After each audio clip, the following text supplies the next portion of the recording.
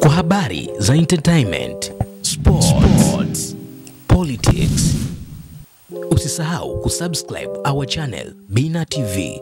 We know what you need. Wa amani katika taifa letu. Lakini wakiwa wao ndio wa kwanza kutaka kutafuta mtifuano wa huku, hatutaweza kufika sehemu ambayo tunapatarajia. Leo hii wanatokea viongozi wa dini ambao tunawaheshimu mno. Heshima ile nadhani wamebeba na ukubwa wa kizani kwamba vijana wa Kitanzania hawaoni ujinga na utoto wanaoweza kufanya. Sisi hapa tupo, mimi na wewe unayenitazama, na wewe unayetembea sasa hivi, na wewe unayonisikiliza. Sisi hapa wote tupo, tunakaa vijiweni, tunakunywa pamoja, tunakula pamoja, kwa sababu tupo katika taifa lenye amani. Tupo katika taifa ambalo lina miko, halina udini wala ukabila. Ndugu zangu, inapofika muda vinatokea vikundi vya watu wachache, tena vilivyopewa dhamana ya kuitwa viongozi wetu wa kidini, wa kiroho, wakaanza kututoa katika mifumo ya kupenda amani, wakatuingiza kwenye siasa, tena kwenye nyumba za ibada. Si sawa. Si sawa. Si sawa. Mule ndani tunahimiziwa usitutie katika kishawishi, lakini utuopoe mauvuni. Usitutie katika kishawishi, lakini utuondoe mauvuni. Tutoe katika maovu. Leo tunatia katika kishawishi, tunawekwa kwenye maovu. Watanzania hatujafika huko.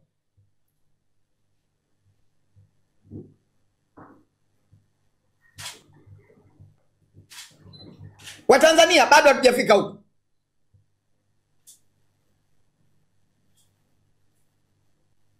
Leo tunasema tuwasamee waliotukosea. Tunaambiwa hivi. Tunaambiwa hivi.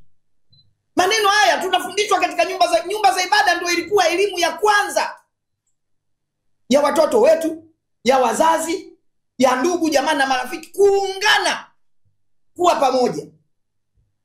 Ukienda kijiweni utasikiliza siasa. Ukizunguka mtaani utasikia siasa. Ukienda utasikia siasa. Ukienda misibani kuna siasa. Ukienda kwenye nyumba za ibada, zamani kulikuwa kuna amani ya roho na tunafundishwa hofu ya Mwenyezi Mungu. Sasa hivi napo ukienda, muda wa kusali ni dakika 5, muda wa siasa ni dakika 70. Fanyeni hivi, fanyeni hivi, fanyeni hivi, fanyeni hivi.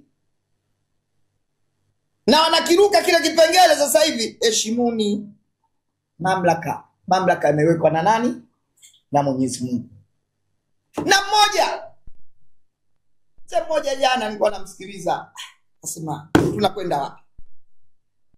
Anasema kabisa, nchi yetu tunataka uhuru wa kula za wazi.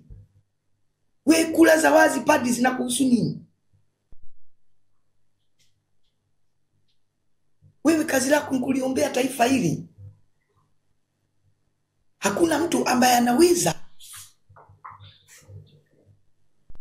akaingilia serikali akidhani kwamba yeye ana mkono mkubwa mno kukosoa serikali inapokea maoni ya wananchi. Inapokea maoni ya wananchi, inayafanyia kazi. Lakini kuyafanyia kazi maoni ya wananchi sio kwa kuhamasisha vurugu, sio kwa kuhamasisha utengano, sio kwa kuhamasisha katika nyumba za ibada. Leo unasema tunataka, sio ombi. Kauli anayosema nataka ni mtu mmoja tu anaweza kutamka nataka. Ni mtu mmoja tu nchi anaweza kusema neno nataka. Mtu mmoja tu. Mheshimiwa Rais wa Jamhuri ya Muungano wa Tanzania, Amiri Jeshi Mkuu, akasema nataka, akavielekeza vyombo vyake, akaelekeza mawaziri wake, akaelekeza wabunge wake, madiwani wake, akatuelekeza na sisi wananchi, nataka. Na mtu akasema hii sio hatuombi. Mtu anasema hii hatuombi, tunataka. Unataka wewe nani? Unataka wewe, unayetaka wewe nani? Kwanza ni kauli ya hovyo kwa taifa kama ile Nyamani, na mtu huyo akawa anaachiwa tu, anaogopa tu. Tusifike huko. Sifa ya Tanzania mojawapo dunia nzima inajua ni amani. Sifa ya Tanzania mojawapo dunia nzima inajua ni mshikamano. Sifa ya Tanzania mojawapo ni kutokuwa na dini na kutokuwa na kabila. Sisi wote ni wamoja. Tunaelekea katika uchaguzi mkuu. Kila Mtanzania ana wajibu wa kulinda amani ya nchi. Kila Mtanzania ana wajibu wa kutambua umuhimu wa taifa lake. Ni vyombo vya habari vya nchi hii tuwe tunaangalia na watu wa kuwahoji. Maana mnaweza mkabla mhoji mtu, kumbe mtu ana afya ya akili, tatizo la akili. Afya ya akili ipo. Sasa hivi ugonjwa mkubwa tunaogubikwa nao ni watu wengi wana tatizo la afya ya akili.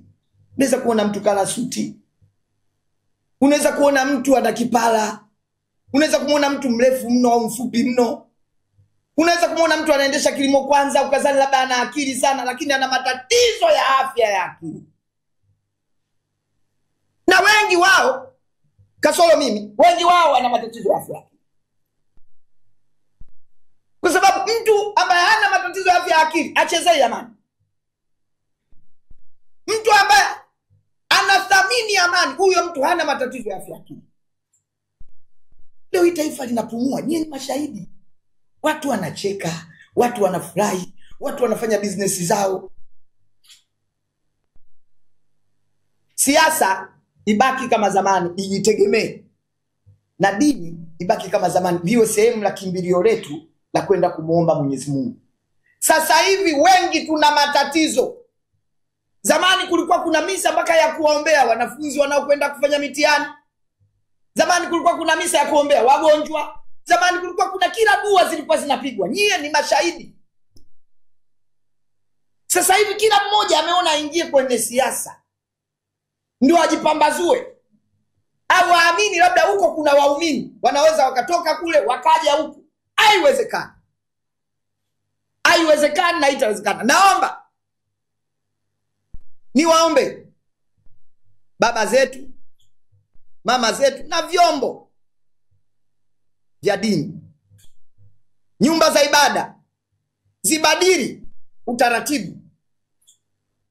Nasema tu kama raia, zibadili utaratibu wa kurudi kutufundisha mambo ya kiroho. Warudi kutufundisha mambo ya kiroho. Tuna matatizo na tuna imani bado. Tufundishwe jinsi ya kwenda peponi. Tufundishwe jinsi ya kusali. Tuviokoe vizazi ambavyo vimedumbukia kwenye jinsia moja, vimedumbukia kwenye matatizo mbalimbali. Tuviokoe vizazi masikini ambavyo vinamtegemea Mungu kumtoa kwenye umasikini kumleta kwenye milo mitatu.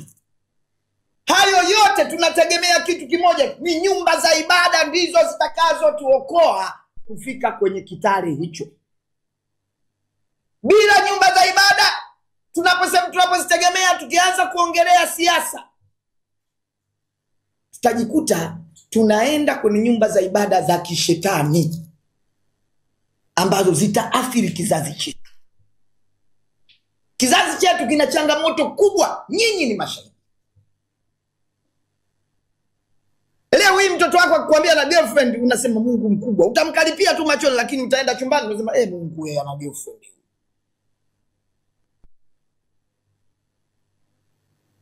Leo hii kwa habari za entertainment, sports, politics, usisahau kusubscribe our channel Bina TV. We know what you need.